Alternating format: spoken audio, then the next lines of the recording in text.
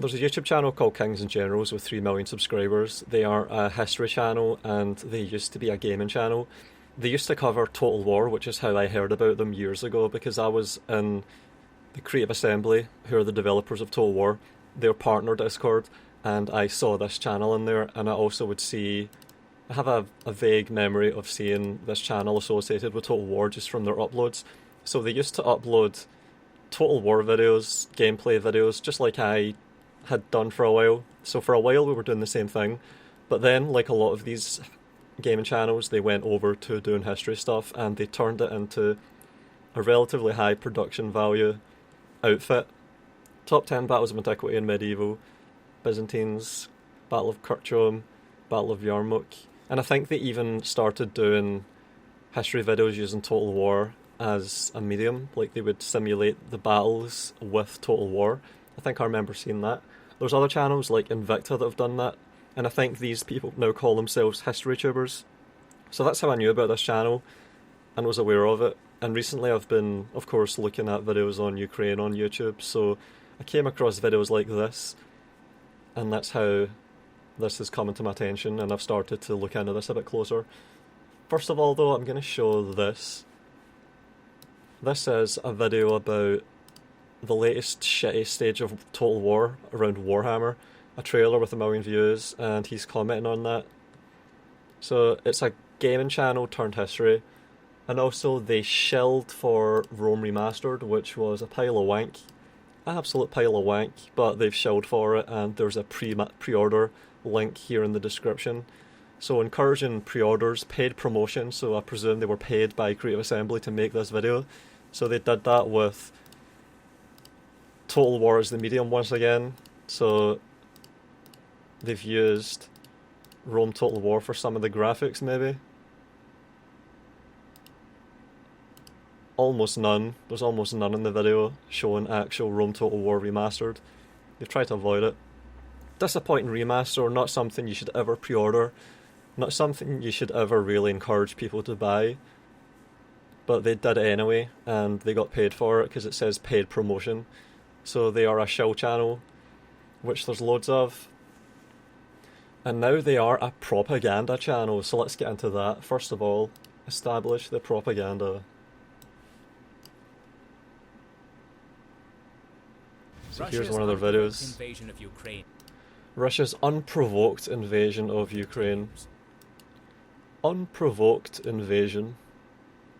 Unprovoked. And that was 5 days ago. Let's get another one. That's how you open a video. Unprovoked invasion. Let's look at another one. Paid promotion again. And illegal invasion of Ukraine by Russia. Unprovoked and illegal invasion of Ukraine by Russia. And then get another one. There have been many updates in connection with the illegal and unprovoked Russian invasion of Ukraine, which we're going... Illegal and unprovoked invasion. So to address that, let's go with Chomsky. It's quite interesting. If you do, the term unprovoked aggression has never been used in the past, almost never. In the case of Ukraine, every reference to the Russian invasion has to be called the unprovoked Russian invasion. Take a look, do a Google search for unprovoked invasion. You get a couple of million hits for unprovoked invasion of Ukraine. Try to find... Oh, I just did a George Bush there and said Iraq. It's funny how we never talk about the Iraq invasion being unprovoked, but the Ukraine one always is. Funny that. Unprovoked invasion of Iraq. Yep. Maybe 10 people who wrote a letter to the Washington Post sometime. In fact, it's never been used before. And any psychologist can explain exactly what's going on. The reason for insisting on calling it the unprovoked invasion is you know perfectly well that it was provoked. In fact, there are extensive provocations going back to the 1990s. Yeah, the breakup of the Soviet Union, but it goes back even farther than that because you had the CIA getting involved in Ukraine as soon as World War II ended. I think it was 1948 when that began. They rehabilitated Nazis in Ukraine, which Europe was full of Nazis back then, it still is full of Nazis, and they put them to work for the CIA doing exactly what they were doing before, antagonising the USSR. So that's when the provocation began. And you think that when the Soviet Union collapsed, that we would have a fresh slate, which was what was agreed. We're not enemies anymore. But of course, not the case. All of that infrastructure, all of the people that were put in place during those, 45 years, they couldn't just stop. They just kept going. They kept going. The Cold War never actually ended. I've even heard that there are entire floors of the Ukrainian Central Intelligence that are headed by the CIA. They run entire floors over there, and they have done for decades. So yeah, the provocation is really obvious when you're talking about 2014, 2013 and beyond. But it goes back even farther than that. It's historical. And then we'll go to another one now. It's mainly been NATO continually moving east against agreements with the Russian state.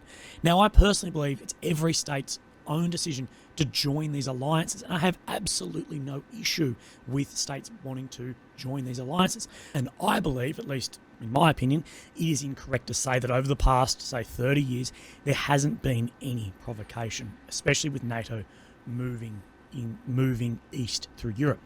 And see, this medal, that medal here, that's a NATO medal. I was a soldier on NATO missions. I'm very pro-NATO, but I'm anti-bullshit. And this provocation has been well documented and by so many news outlets and widely accepted throughout the community, backed up particularly because of America's interest in their military-industrial complex. NATO needs an enemy, and Russia and its exploits have given a good, solid reason for this treaty to exist. Without Russia and the ongoing threat, NATO wouldn't have to exist. And Russia's invasion of Ukraine since 2014 clearly shows why countries want to join, as we've seen recently with Finland and Sweden. And so as you can hear, this guy's obviously really pro-Ukraine, as would be determined objectively. And yet even he's acknowledging the provocation. And he's had people turn on him. He's had the Ukrainian... What is it? You can try and find it. The Centre for Counter and Disinformation is now labelling him as a Russian propagandist, even though he's on their side. And he's towing almost all of their lines. He just has a lower tolerance for bullshit than what is accepted. So this is a really flimsy narrative that can't withstand any scrutiny whatsoever.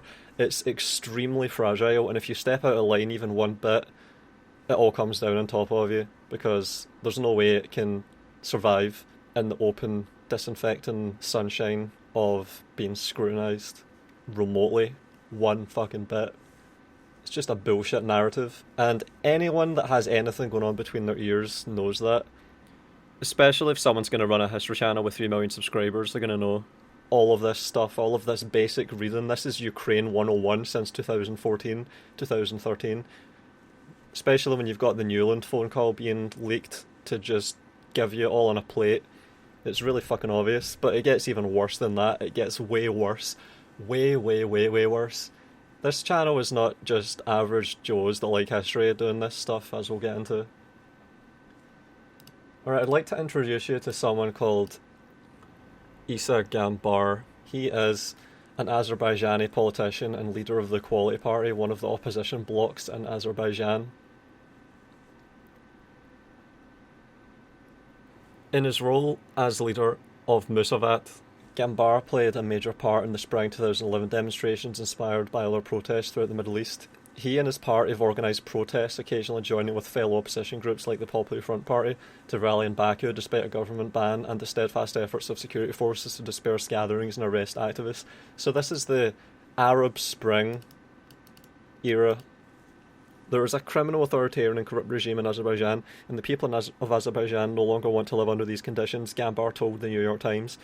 In early April, Ilkin Gambar, the opposition leader's son currently serving in the Azerbaijani army, claimed on his Facebook page that he's been sent to the front lines in Azerbaijan's standoff with Armenia, and that his father had been warned that this could be a result of his continuing involvement in protests. For his part, Isa Gambar said, "The Ministry of Defence has a right to place soldiers in any location at its disposal, so I don't want to politicise this issue." So we have Isa Gambar and his son Ilkin Gambar. Alright, let's look at one of these videos again.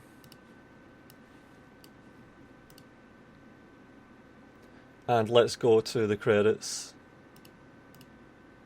Can we find credits? Writer/historian. Oh, let's get that. Target Gambar, Ilkin Gambar. Writer, historian, research. So we have two Gambars running kings and generals.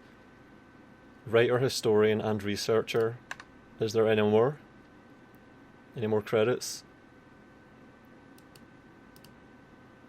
So it's got editors, animators, producers.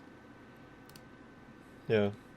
So the son of the leader of the opposition in Azerbaijan is involved with a YouTube channel.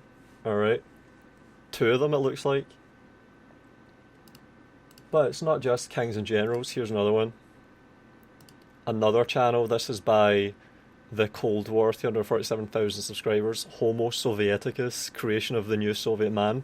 Homo Sovieticus? What the fuck is that? What the hell is that? Let's see if there's credits. Nope. But what we do have is a LinkedIn page that we can find this video credited to. So this is Target Gambar, researcher at Kings and Generals Productions. 1 month ago, links one of his videos that he script wrote for. And he looks like him, he looks like his dad. Been working in the sphere of democracy and human rights for more than 10 years now. Kings and Generals YouTube channel since early 2018. Working on storyboards. Kings and Generals 2018 until now.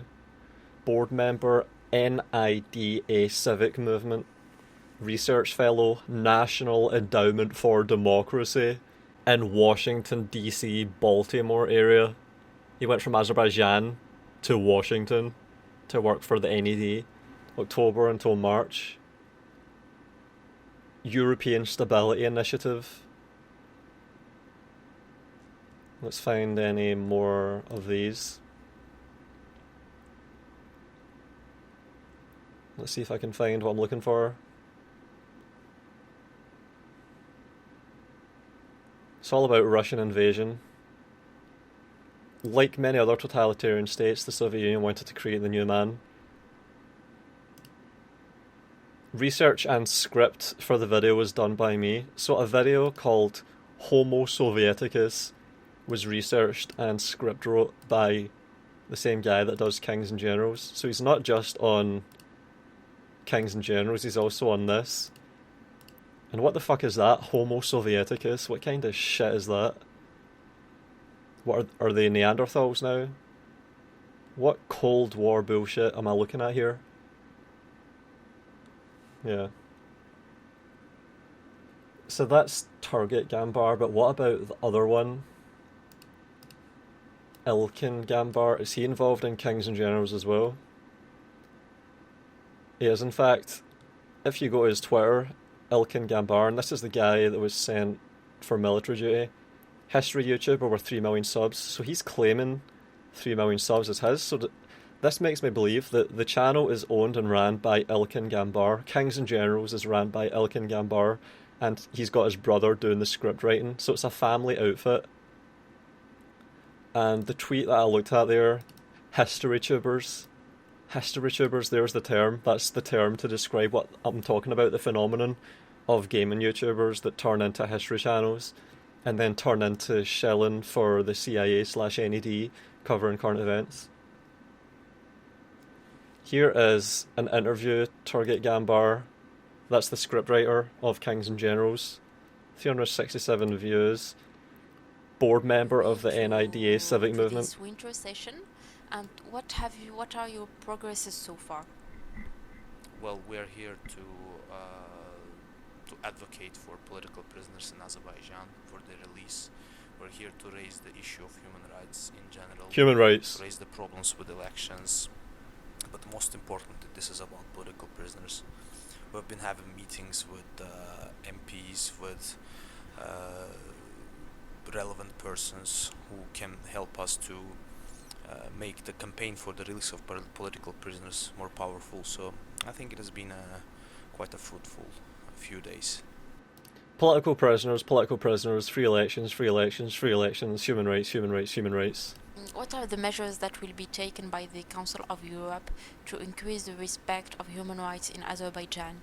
Human rights. Well, it's a difficult question to answer because the Council of Europe so far has not been successful in defending its own principles and helping Azerbaijan to democratize, because democracy, freedom, human rights. Turgut Gambar has a link with the NED, CIA civilian branch, check it up. Don't believe a word this guy said. The human right he defends is of terrorists, an election is to rig it for their master, USA. Well done, Tarj, well done. That's the guy that writes the scripts for Kings and Generals. Why don't we talk a bit about the NED with respect to Ukraine in particular? So when the Reagan administration came in, there was this concept that instead of having the CIA, which traditionally would go into these different target countries, funding their media, funding NGOs, funding different political operations. They even brought TV channels on air. I think it goes into that further in the documentary, but there were something like 5 channels that were brought on air just for this. So TV channels that popped up out of nowhere, and they were obviously funded by the 5 billion or so that had been funneled in by Newland and her cohort. So they even make TV channels appear out of nowhere, and they coordinate all the mass media. Is essentially farmed out to a new organization called the National Endowment for Democracy, which was created in 1983. And it would do pretty much what the agency used to do. It would go into one of these countries and it would support various... TechCamp Kiev. I even saw an email that was leaked on WikiLeaks that is between Hillary Clinton and Alec Ross. And Alec Ross was one of the American politicians that went to Ukraine and gave a big talk to try and drum up support and have this appearance of solidarity from the US. And he gave a 2-hour or so talk that was really dry and boring. Alec Ross.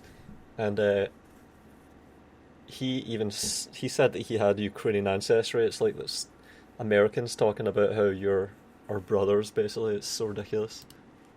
Political groups, train activists, deal with and he knew about this, TechCamp. Business groups, and try to advance U.S. foreign policy interests, sometimes against the interests of the host government, the target. Usually, that's the whole point. And beyond that, they receive financial and other logistical help from the National Endowment for Democracy and other U.S. agencies that help them training activists, working with journalists to get their side presented all those cameras favorably.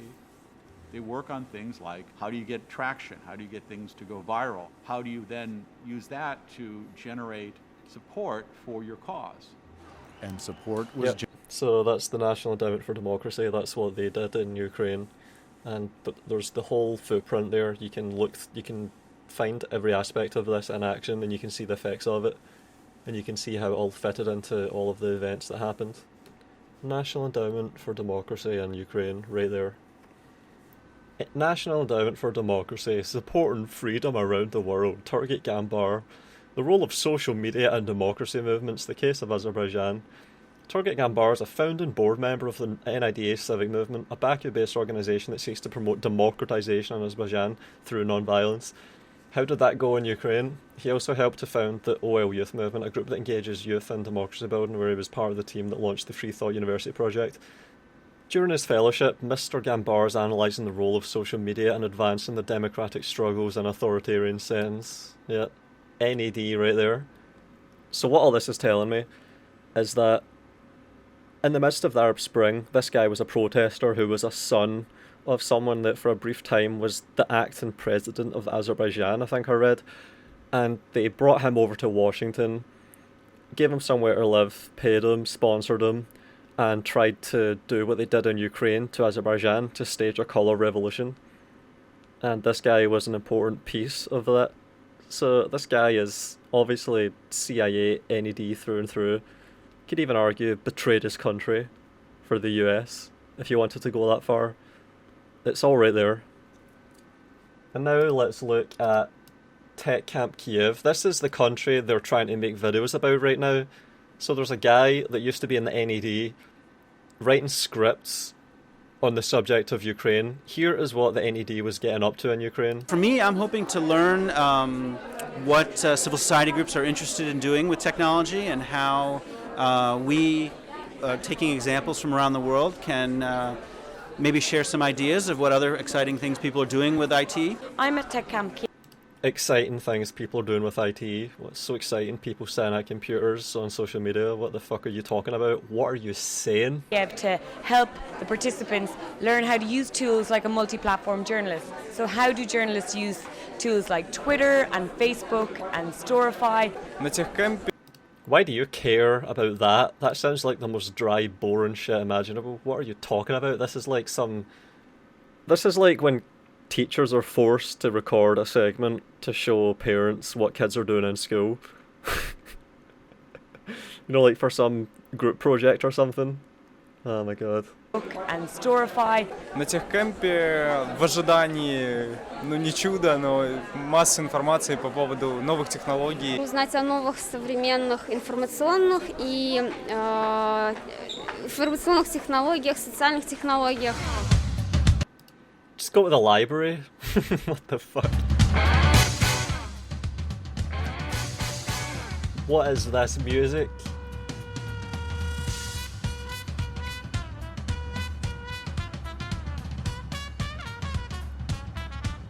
What is this shitty montage? People sitting pretending to talk about stuff.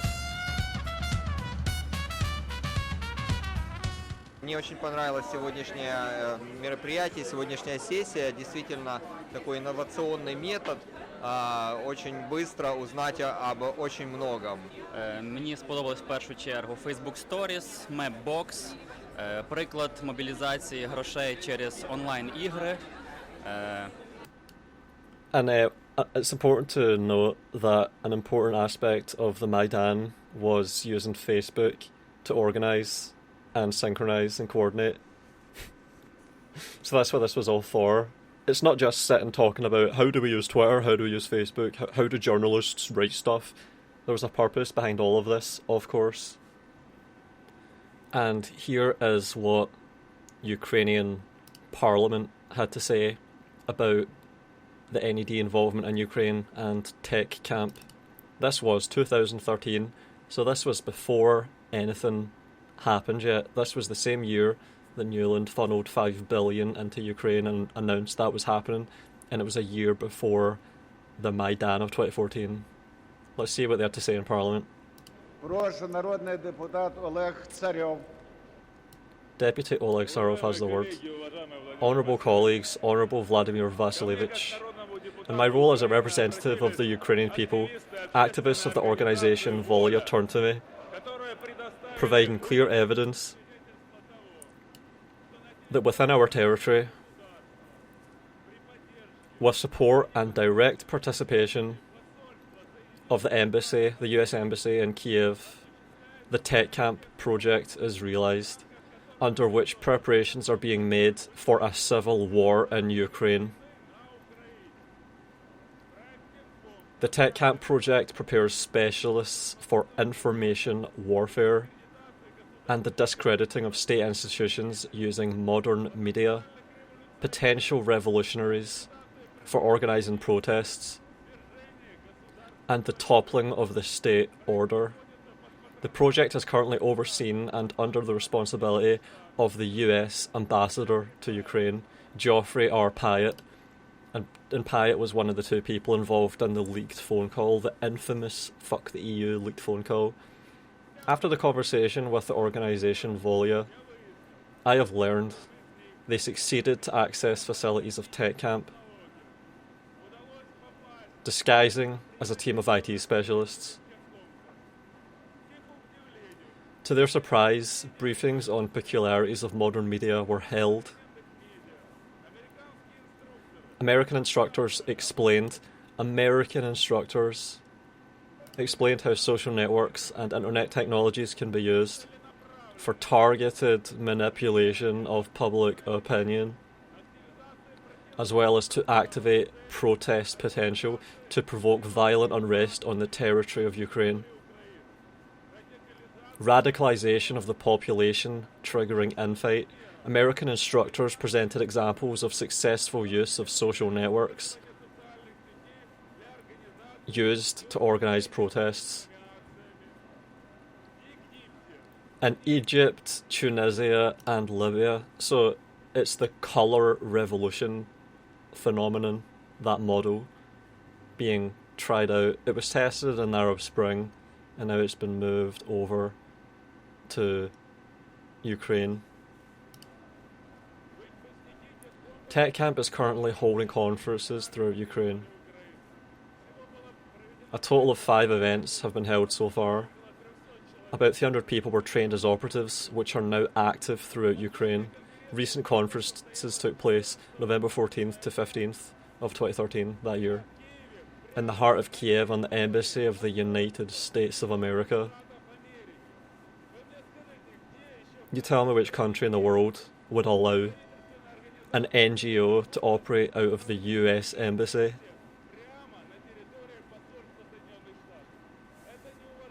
This is disrespectful to the Ukrainian government and against the Ukrainian people. I appeal to the constitutional authorities of Ukraine with the following question.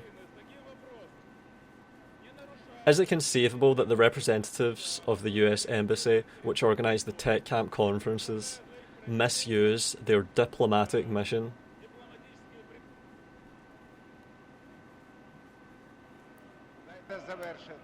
Let him speak. Carry on. UN resolution of 21st December 1965 regulates inadmissibility of interference in the internal affairs of a state to protect its independence and its sovereignty, in accordance with paragraphs 1, 2 and 5. I ask you to consider this an official beseech to pursue an investigation of this case. Thank you. So, that was in 2013. That was eight years ago. That was in November of 2013 when, of course, they saw it coming.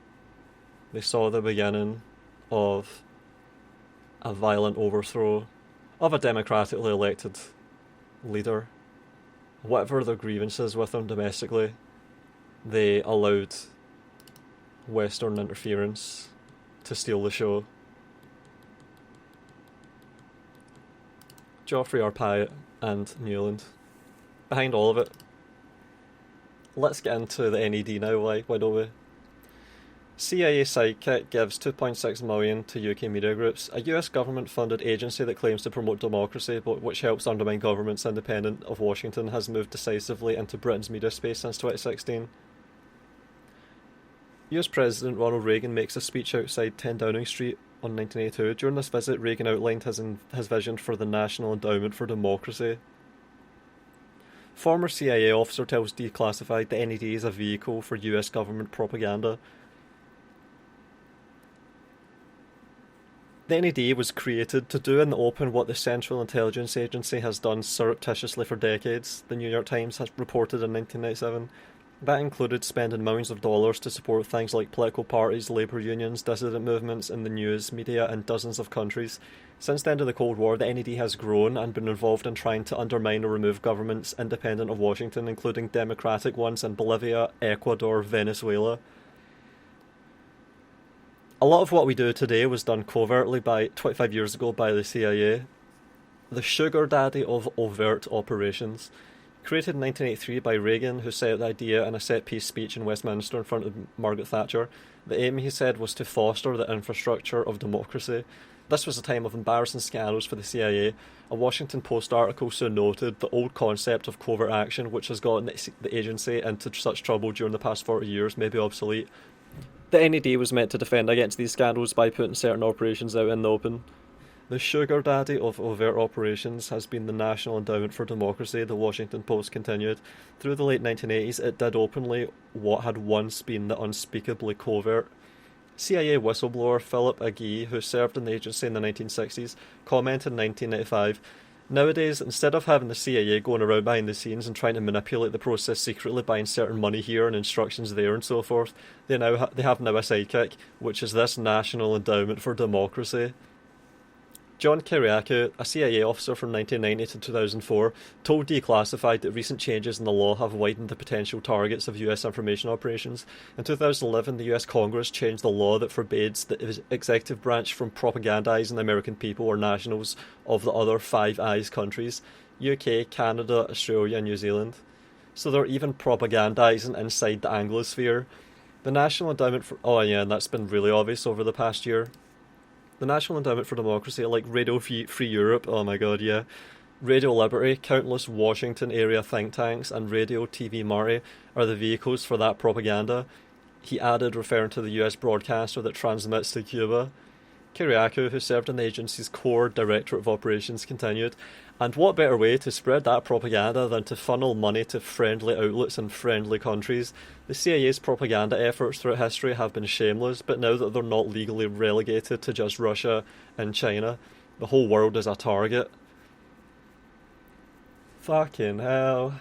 National Endowment for Democracy. CIA front. The National Endowment for Democracy has been termed the traditional intermediary of the CIA. This is Wikispooks. Wikipedia terms it a soft power organisation. The NED's president, Carl Gershman, explained, "It would be terrible for democratic groups around the world to be seen as subsidised by the CIA. We saw that in the 60s and that's why it's been discontinued. We've not had the capability of doing this and that's why the endowment was created." New York Times reporter John Broder wrote in 1997 that the NED was created to do in the open what they've done surreptitiously for decades. A lot of what we do today was done covertly 25 years ago by the CIA.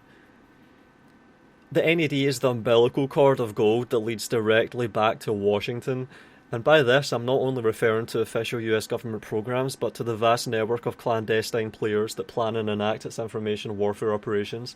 The cultural Cold War has never gone away, it's just shifted from target to target. In 2015, Putin banned NED from Russia as the first undesirable NGO. So they start cracking down on NGOs about time, and the first one they fucking get rid of, banish the fuck out of their country, get the fuck out of here, is the National Endowment for Democracy.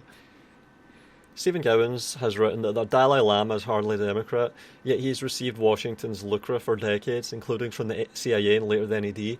Old Tibet then was hardly a society of peace and tranquility ruled over by a benign ruler. It was a class society torn by conflict and predicated on brutal, naked exploitation. Despite this, a February 2010 NED press release describes the former Tibetan feudal overlord not only as a moral and religious leader respected throughout the world, but as a fellow Democrat who shares America's deepest values. The NED does, however, care deeply about the interests of US corporations, banks and investors, which, after all, play the dominant role in shaping US foreign policy and whose representatives staff the key positions of the US state. My god. So that's the National Endowment for Democracy. US-sponsored regime change efforts since 1945. Supporting freedom around the world. And that's our guy, Turgut. He was working for that shite for a year or so. How do you even get into a place like that unless you're completely rotten and corrupt? Why the fuck would anyone willingly sign up to work for that shit? How can you not use Google and see what the fuck you're getting into? Jesus Christ. And also, this is remarkable. In 2013, the year of the coup in Ukraine, Karl Gershom, who was the president, of course, as I've already quoted, said Ukraine is the biggest prize. Ukraine is the biggest prize. That's the president of the NED. He said that in 2013. Ukraine is the biggest prize, and then 5 billion got funneled into it.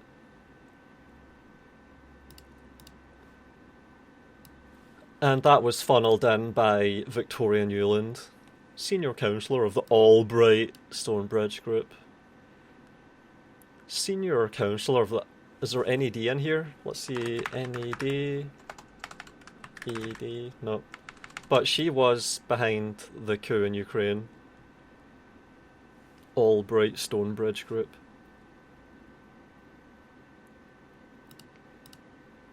Alright, now let's get into the result of the NED. Let's see what that's culminated in the other superpowers. Ministry of Foreign Affairs of the People's Republic of China. This was 2 days ago. US hegemony and its perils. Contents: political hegemony throwing its weight around, military hegemony, wanton use of force, economic hegemony, looting and exploitation, technological hegemony, monopoly and suppression, cultural hegemony, spreading false narratives. Since becoming the world's most powerful country after the two Cold Wars and the Cold War, the United States has acted more boldly to interfere in internal affairs of other countries, pursue, maintain and abuse hegemony, advance subversion and infiltration, and willfully wage wars, bringing harm to the international community. The United States has developed a hegemonic playbook to stage colour revolutions, instigate regional disputes, and even directly launch wars under the guise of promoting democracy, freedom and human rights. Democracy, freedom, human rights. Human rights, human rights, human rights. Democracy, freedom, political prisoners. Clinging to the Cold War mentality, the US has ramped up bloc politics and stoked conflict and confrontation. It has overstretched the concept of national security, abused export controls and forced unilateral sanctions upon others. It has taken a selective approach to international law and rules, utilising or discarding them as it sees fit, and has sought to impose rules that serve its own interests in the name of upholding a rules-based international order. This report, by presenting the relevant facts, seeks to expose the US abuse of hegemony in the political, military, economic, financial, technological and cultural fields, and to draw greater international attention to the perils of the US practices to world peace and stability and the well-being of all peoples. The United States has long been attempting to mould other countries and the world order with its own values and political system in the name of promoting democracy and human rights. Democracy and human rights. Instances of US interference in other countries' internal affairs abound. In the name of promoting democracy, the United States practiced a neo-Monroe doctrine in Latin America, instigated colour revolutions in Eurasia, and orchestrated the Arab Spring in West Asia and North Africa, bringing chaos and disaster to many countries.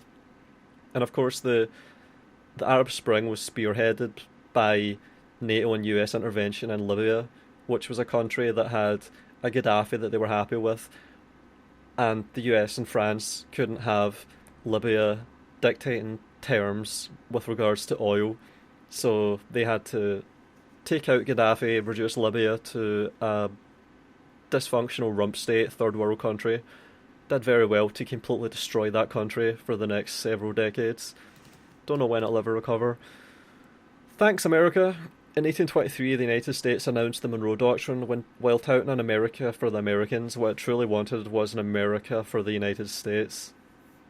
Since then, the policies of successive US governments towards Latin America and the Caribbean region have been riddled with political interference, military intervention and regime subversion. From its 61-year hostility toward and blockade of Cuba, illegal blockade that every country votes against in those UN resolutions but America. Maybe you have Israel and Ukraine chipping in with its big brother just to, throw something back. To its overthrow of the Allende government of Chile, US policy on this region has been built on one maxim: those who submit will prosper, those who resist shall perish.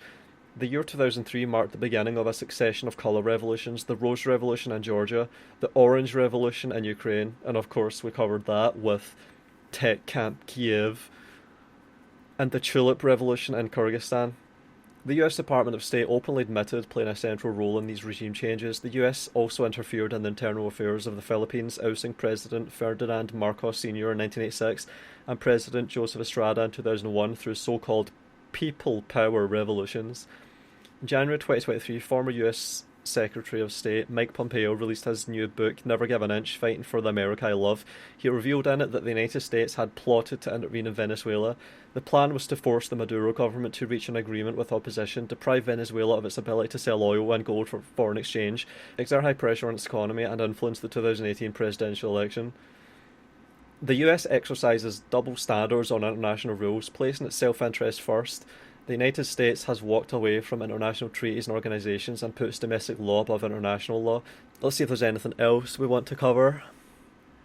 As former US President Jimmy Carter put it, the United States is undoubtedly the most warlike nation in the history of the world. South China Morning Post, they have a lot of good articles. Let's find Ukraine, shall we? Ukraine. Alex Lowe, a South China Morning Post columnist, pointed out that the United States has rarely distinguished between diplomacy and war since its founding.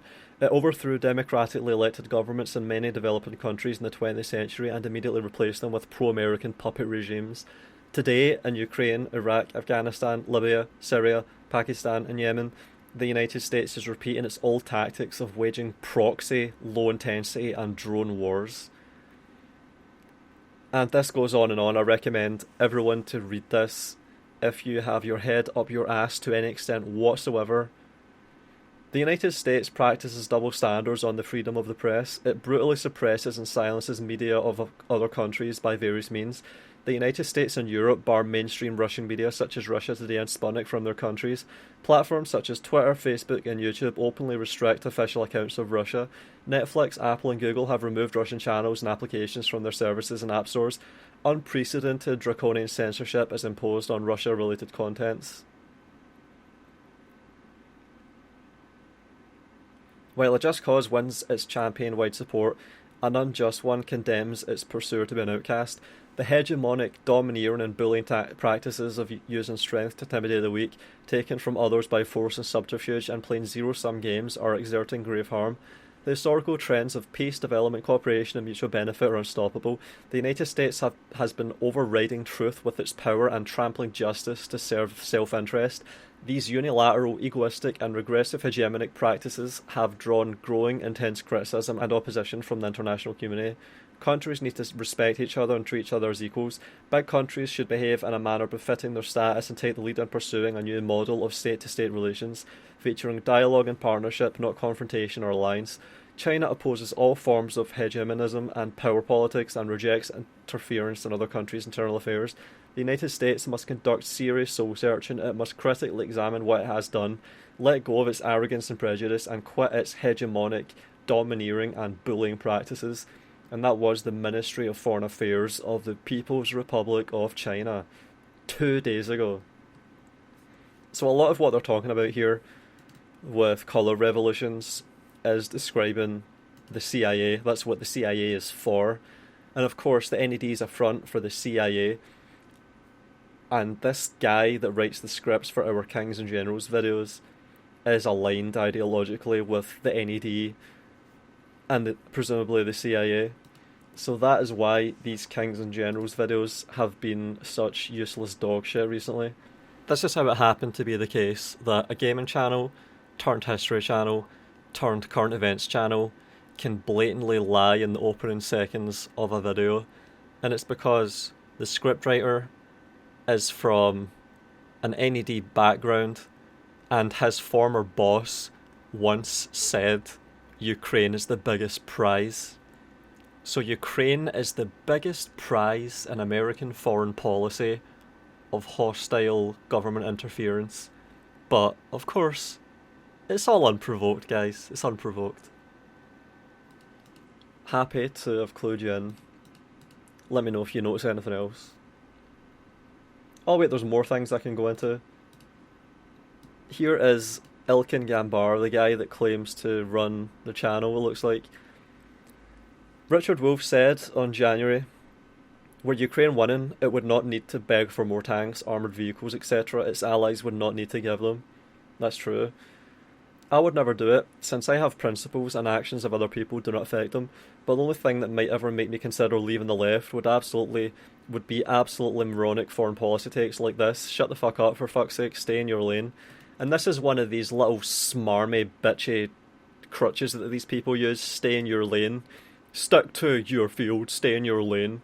It's such a thought-terminating, cliche fucking handwave to just dismiss. It's intellectually bankrupt, stay in your lane, not addressing what he said at all. I would never do it. He doesn't address what he said on its merits whatsoever. He's just smarmy and bitchy, and then he ends it with "stay in your lane." And he says that to Richard Wolff, probably the foremost American Marxist, and one of the people that you should be listening to. And he's clearly on the mark here. He's fucking right. He's totally right. If Ukraine was winning, we wouldn't hear anything about begging for support or, oh, we're almost out of ammunition. Ukraine is consuming ammunition 3 or 4 or 5 times faster than the surge capacity of the whole of the US and NATO. Also, I love him talking about principles when he took money to shell Rome Remastered and asked people to pre-order a game that's shit. That's rich. But it's like I said, if you have anything between your ears, anything going on in your head, you know that he's right here, just like you know the statement about provocation. There's been no provocation. This is unprovoked, guys. And then, of course, we have China coming out. Country of 1.4 billion people, the upcoming biggest superpower, saying that that's laughable bullshit. So, yeah. Just goes to show. He has to shit on Richard Wolff. Oh my god. And he calls himself a leftist. What the fuck kind of watered down American leftist are you? Leftist. That word means nothing in America. And then let's have another belter, shall we? Let's get another belter going from this guy again. Russian apologists probably think that the Galactic Civil War was a CIA-backed coup because a few senators participated in the revolution. 9 likes. So we have a guy whose brother worked for the fucking National Endowment of Democracy, a front for the CIA that he's talking about right here, playing down American influence in other countries, political interference in other countries. The Maidan was a coup. If you don't know that, you're an idiot. If you know that and you say it wasn't, you're a liar. If your brother worked for the NED, you know that was a fucking meddled, foreign-backed revolution. If you can even call it a revolution. It was a coup d'etat, a violent, Nazi-led military coup d'etat. You know that it wasn't just a peaceful, popular people's revolution. You know that for a fact, and you say this. Jesus Christ, you can't help yourself. And that's another one that's had an absolute howler on this, that Vosh guy. That guy's obviously compromised to fuck. He's had an absolute howler. It was so funny watching him squirm around Azov at the start. It's so hard to construct narratives that aren't extremely fragile when you have things like Azov in the middle of them. Agency. So we have Ilkin Gambar backing up Vosh, another absolute shitlib.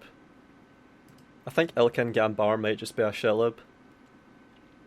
And his brother is the one that's really into the CIA, NED, colour revolutions.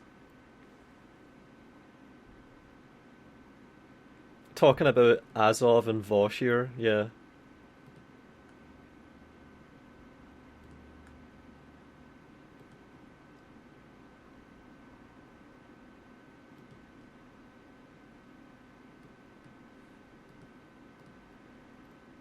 Leftism is when you whine about Vosh.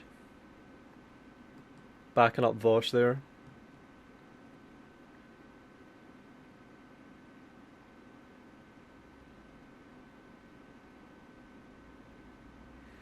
Vosh brain, what the fuck does this have to do with Vosh? Left Masov. Azov Battalion have 166,000 followers. You may want to follow them too to see another not Russian propaganda site. Yeah, here we go. Now whenever I read about resistance fighters assassinating Nazi commanders during World War II, I imagine Vosh pointing at the resistance fighter and going, but aren't they the real Nazi for using violence? Vosh watching hangmen also die, while pretty Nazi-like of these Czechs to use violence against their Nazi occupiers. You are being extremely unfair. He's made a career of being unfair. He has bad takes, yes, but being pro-Nazi in any way, shape or form is not something he would do. He used Nazi rhetoric when smearing black nationalism and openly admitted that he got those arguments from the white supremacists he talks to or hangs out with. Again, it was used in what if the Jews controlled all the banks? Should they have been killed for that way? So he's defending Vosh after presumably being really familiar with his stuff and the arguments and the way these conversations go. It also plants the seed of Nazi ideas in his fans' heads. This is what I mean when I say you're being unfair. The argument was about permissibility of genocide, and Vosh's position was that it is not permissible in any situation. Even if a group controls the economy, genocide them is not good, not a controversial opinion. I think this tone is unnecessary. So this guy shits on Richard Wolff with completely bad faith bullshit, and then he whines about tone trolling. And here's a couple of things to just show that these people are all related and connected, in case it was in any doubt. The admission of young people associated with opposition political parties compromised the public image of the youth movements as a politically independent force. For example, the participation of Ilkin Gambar, 17-year-old son of the leader of the Musavat party, gave grounds to the rumours about Yok's connections with the Musavat party. Yok activist Volgar Salamli described how Ilkin's membership affected the movement. Because he was Isa Gambar's son, some people began to associate Yok with the Musavat party. His involvement in our movement became a problem for us and for his father. In fact, Ilkin was capable of making his own decisions. There were several members of the youth wing of the Musavat party within Yok, and Ilkin sometimes disagreed with them. And then another one on Turgut Gambar. NIDA civic movement member Turgut Gambar detained. NIDA civic movement member Turgut Gambar was detained by plainclothesmen while waiting outside the Baku Court of Appeal for the appeal hearing of NIDA member Elgiz Garamanov, who was arrested on August 12th. The men who detained Turgut Gambar did not introduce themselves. The plainclothesmen did not allow lawyer Nemat Karimli to accompany Turgut Gambar and advise the lawyer to come to Baku City Main Police Department. Turgut Gambar is the son of Musavat party leader Isa Gambar. And then another one. Isa Gambar visits Germany for treatment. In turn, the politician's son, Turgut, confirmed to the agency Tehran that his father's state does not inspire fear. So, it's two brothers with a political dad. The kids got into politics. One of them even started getting involved in the fucking NED, National Endowment for Democracy. The other one was running a YouTube channel. They got together at the time of war and turned their YouTube channel into a front for NED/CIA propaganda. And it's embarrassing because all of these videos are going to age like dog shit. It's going to become apparent to everyone that they compromised their channel and that their credibility is out the window and that they knowingly lie in their videos, and their reputation as historians is going to be in question. If you're a historian, you've got to use sources, you've got to tell the truth, you've got to try and be honest and convey what's actually happened. And if you're going to be covering Ukraine and towing the CIA/NED line that, we didn't do anything here, it's all kosher, it's all above board, then you're going to end up looking pretty stupid, especially as it's going to just look really embarrassing as time goes on and as more and more of your bullshit gets outed, especially when you have former presidents coming out with stuff like this. World War III has never been closer than it is right now. We need to clean house of all of the warmongers and America last globalists in the deep state, the Pentagon, the State Department, and the national security industrial complex. One of the reasons I was the only president in generations who didn't start a war is that I was the only president who rejected the catastrophic advice of many of Washington's generals, bureaucrats, and the so-called diplomats who only know how to get us into conflict, but they don't know how to get us out. For decades, we've had the very same people, such as Victoria Nuland and many others just like her, obsessed with pushing Ukraine toward NATO, not to mention the State Department support for uprisings in Ukraine. These people have been seeking confrontation for a long time, much like the case in Iraq and other parts of the world, and now we're teetering on the brink of World War III. And a lot of people don't see it, but I see it, and I've been right about a lot of things. They all say Trump's been right about everything. None of this excuses in any way the outrageous and horrible invasion of Ukraine 1 year ago, which would have never happened if I was your president. And of course, you can condemn the war, the invasion, in the strongest possible terms. You can say it was an illegal invasion, you can say it was an evil, cruel, inhumane invasion, but what you can't do is lie and say it was an unprovoked invasion. That's just a schoolboy error that betrays either an almost impossible ignorance for people that are involved with all of these think tanks and NGOs and fucking power projection, soft power projection institutes, or you're just a fucking liar. It's one or the other. You're either just unforgivably dumb, or you're just a straightforward liar. Which is it?